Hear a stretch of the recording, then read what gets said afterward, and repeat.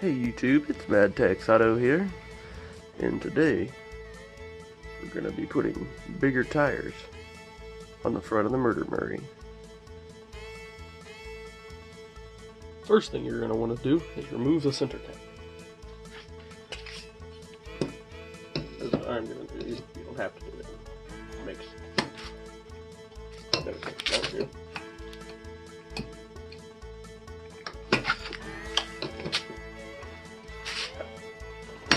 Never going back on, so I don't really worry too much about it.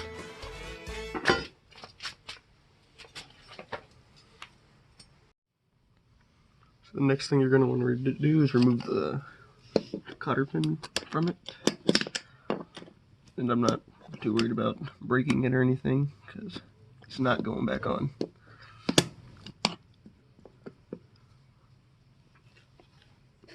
But I guess I don't want to break it too bad, because I won't be able to get it out.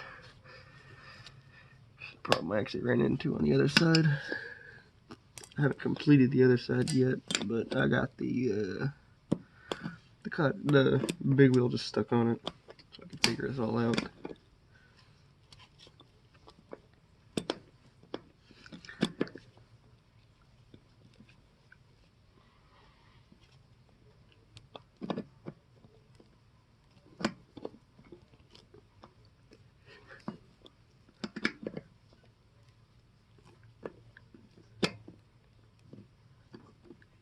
There. Nice and smooth. Next thing I'm going to do is I'm going to jack up the front of the mower, get the wheel off the ground. Because that's obviously what you do anytime you're changing the wheel. Get it high enough the bigger one can fit on it. Now to remove the old wheel, obviously. What? Huh, alright. Should be some washers here with this one. This one. This washer wasn't bent on the other side. You can usually straighten it out by taking it and beating it with channel locks. Best way to straighten anything out. Even your finger with channel locks. Oh, that hurts so bad.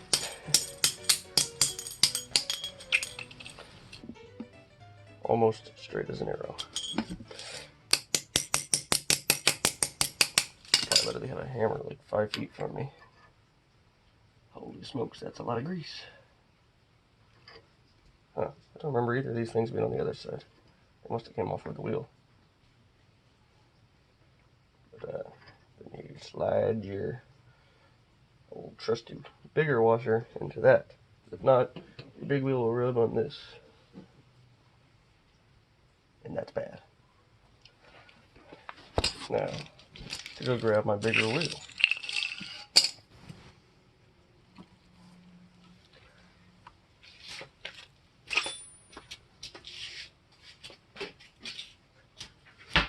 These are some old turf terrain lawnmower tires I found in the trash.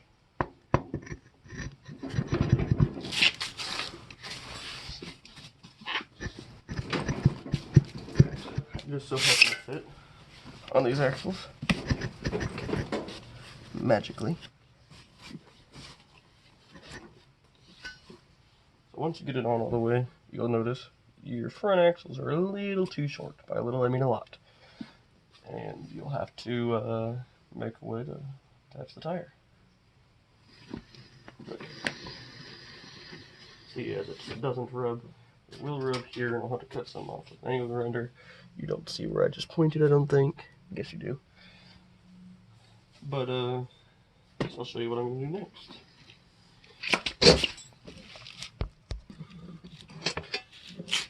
So what I'm going to be doing is cutting a piece of this bolt off, welding it to the end of the axle, and then it'll tighten on with a fender washer and a nut. I'm going to make it a little too long in case whenever I add a second nut to it, make it a little less likely to fall off while I'm driving. And it'll be something like that. But obviously shorter and straighter and better. Now to cutting it.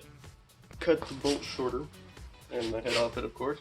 You should probably use, if you're going to do this, you should probably use like a bench vise or something. Have a bench vise to use. I'm using a C-clamp. a skateboard, and an angle grinder.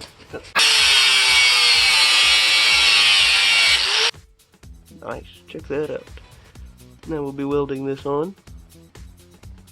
First thing I'm going to want to do is sand her on down, make her nice and easy to weld to. Now I've noticed the end of this axle ain't exactly flat or smooth or any of that stuff. So I'm not even going to try to make everything perfect. Literally the only point of this is to keep the wheel from falling off. Other than that, it fits on the axle and rides fine, so I don't see any reason for it to have to be straight. The washer and the cotter pin weren't straight either.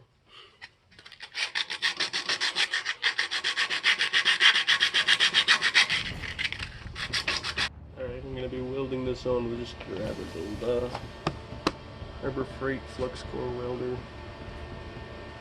It's not going to be good. Not a great welder. Just okay. So here we go. Always wear A&S approved safety gear, closed-toed shoes, and a welding mask.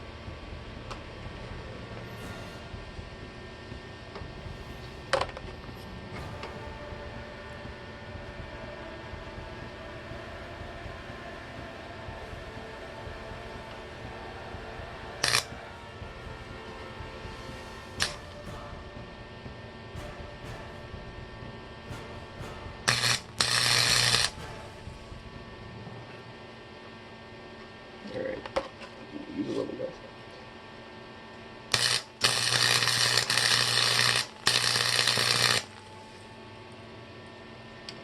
Alright, got a nice tack on there. It's highly crooked and not exactly cooled off yet. Straight as I'd like it to be. But luckily I just broke it off, so. Hot.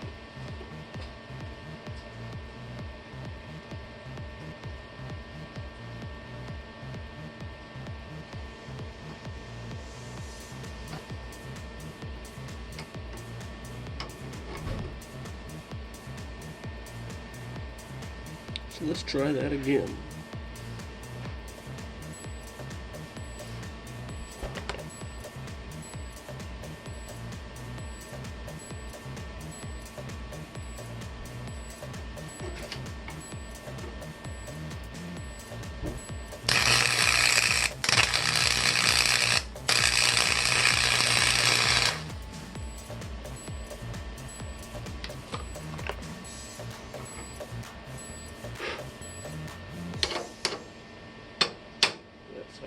I have to probably do some nice sanding here to get that wheel back on. That's a lot better than before. Yeah, that'll work. So I'm just gonna do my best to weld that on well.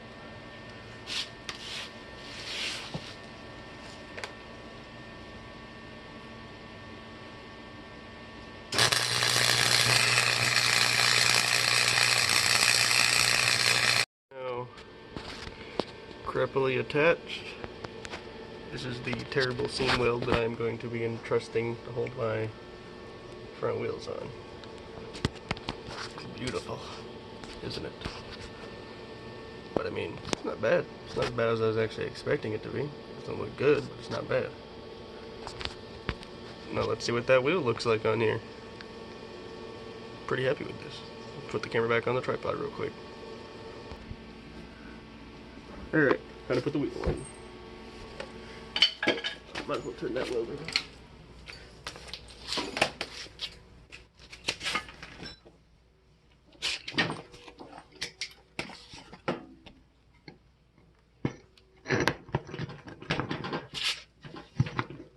Oh man, I know what I did. Well, turns out I'm gonna have to do a little bit of sanding here first.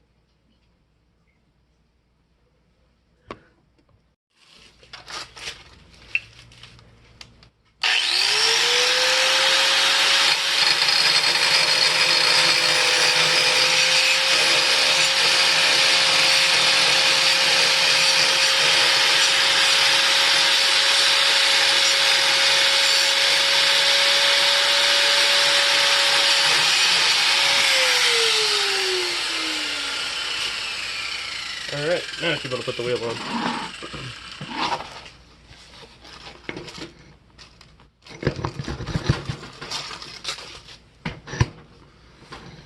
See, it fits now. Like that.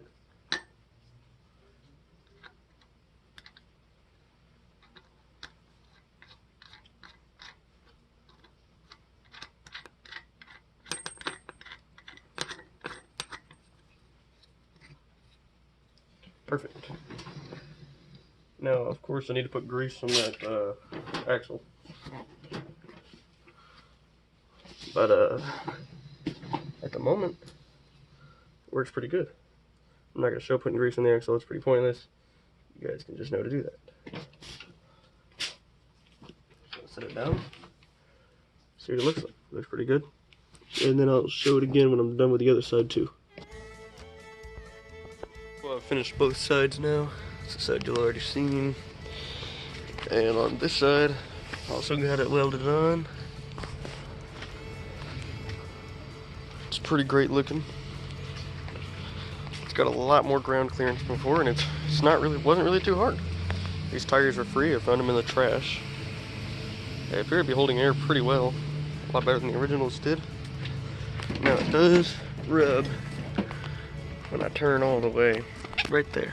So I'm just gonna take a grinder and cut that out later. It's no big deal. It doesn't even run. It doesn't rub on the body.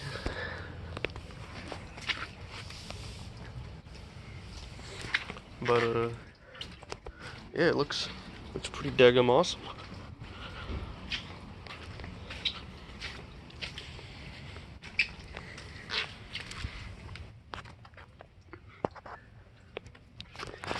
I like it.